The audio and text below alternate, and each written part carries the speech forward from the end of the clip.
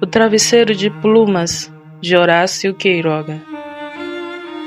Sua lua de mel foi um longo calafrio. Loira, angelical e tímida, o caráter duro de seu marido gelou suas sonhadas fantasias de noiva. Porém, ela o amava muito, às vezes com um leve estremecimento quando, ao voltar juntos de noite pela rua, dirigia um olhar furtivo à alta estatura de Jordã. Mudo fazia uma hora. Por sua vez, ele a amava profundamente sem demonstrar. Durante 3 meses, casaram-se em abril. Viveram uma felicidade especial. Ela teria desejado, sem dúvida, menos severidade nesse rígido céu de amor. Uma ternura mais expansiva e incauta. Mas a impassível expressão de seu marido a continha sempre. A casa em que moravam contribuía bastante para seus temores.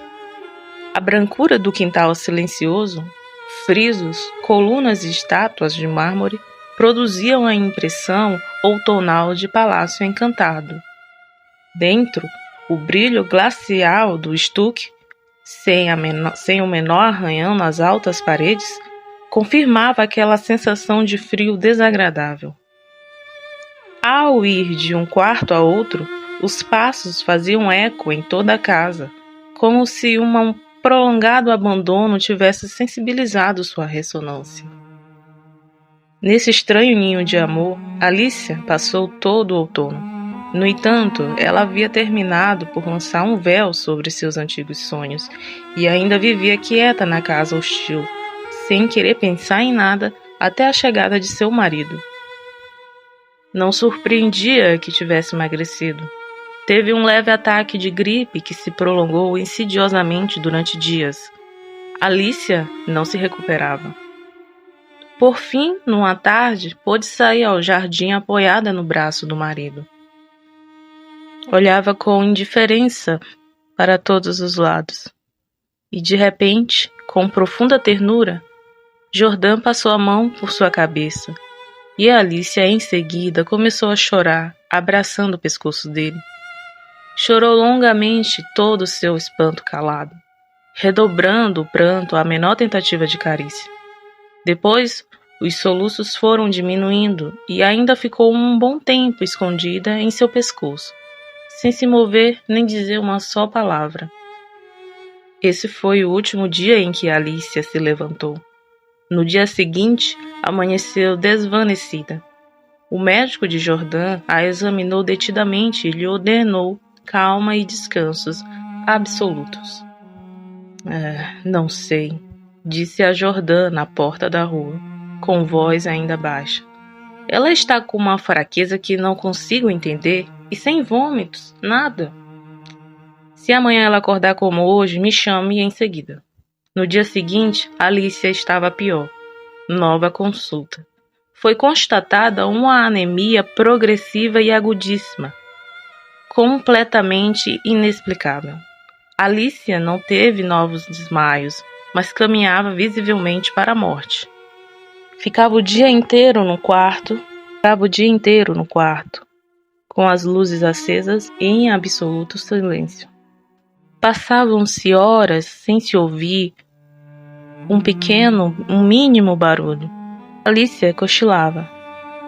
Jordã praticamente vivia na sala também com todas as luzes acesas. Andava sem parar, de um extremo a outro, com uma incansável obstinação. O tapete abafava seus passos. De vez em quando, entrava no quarto e continuava seu mudo vai-vem ao longo da cama, parando um instante em cada extremo para olhar sua mulher.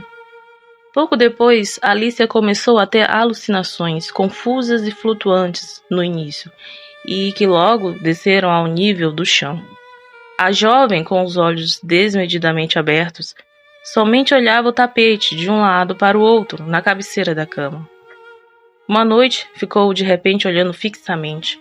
Depois abriu a boca para gritar e suas narinas e lábios se polarizaram de suor. Jordan! Exclamou, rígida de espanto, sem tirar os olhos do tapete. Jordã correu para o quarto e, ao vê-lo aparecer, Alicia soltou um alarido de horror. Sou eu, Alicia, sou eu. Alicia o olhou distraidamente, olhou o tapete, olhou para Jordan de novo e depois de um longo tempo de estupefada comparação, se acalmou.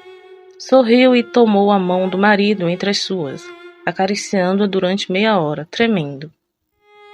Entre suas alucinações mais obstinadas, houve um antropóide no tapete, apoiado sobre os dedos que tinham os olhos fixos nela. Os médicos voltaram inutilmente. Diante deles havia uma vida que se acabava, desangrando-se dia após dia, hora após hora, sem que soubesse absolutamente como. Na última consulta, Alicia jazia em estado de assombro enquanto mediam sua pulsação, passando de um a outro o pulso inerte. Durante um longo tempo, a observaram e foram para a sala de jantar. Ergueu os ombros, desalentado, seu médico.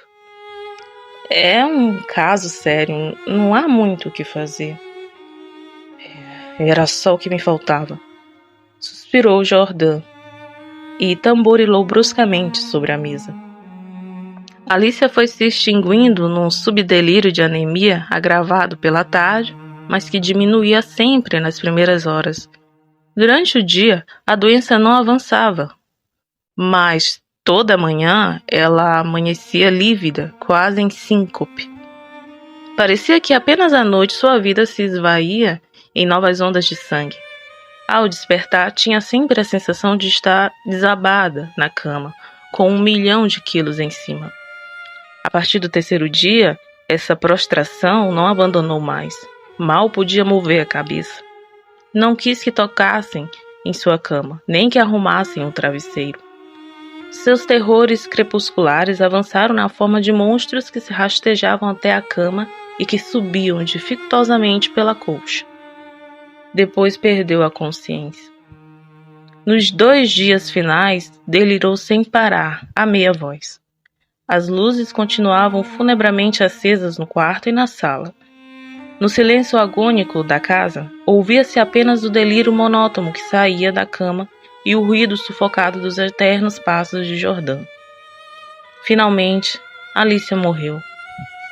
Quando a empregada entrou depois para arrumar a cama, já sozinha, olhou o travesseiro intrigada por um momento. Senhor, chamou Jordan em voz baixa. O travesseiro tem manchas que parecem ser de sangue. Jordan se aproximou rapidamente e se inclinou sobre ele.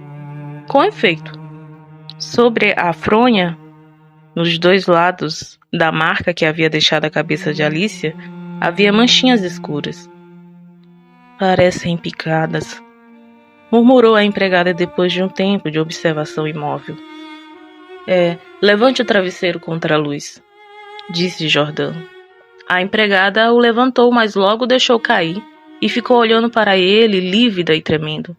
Sem saber por quê, Jordan sentiu que o seu cabelo arrepiava. O que aconteceu? Murmurou com a voz rouca. É muito pesado, articulou a empregada sem parar de tremer. Jordan o levantou. Era extraordinariamente pesado. Saíram com ele e sobre a mesa da sala de jantar, Jordan abriu a fronha e o forro com um único corte. As plumas superiores saíram voando e a empregada soltou um grito de horror com a boca completamente aberta, levando as mãos crispadas aos bandós. No fundo, entre as plumas, mexendo lentamente as patas peludas, havia um animal monstruoso, uma bola viva e viscosa. Estava tão inchado que mal se via sua boca.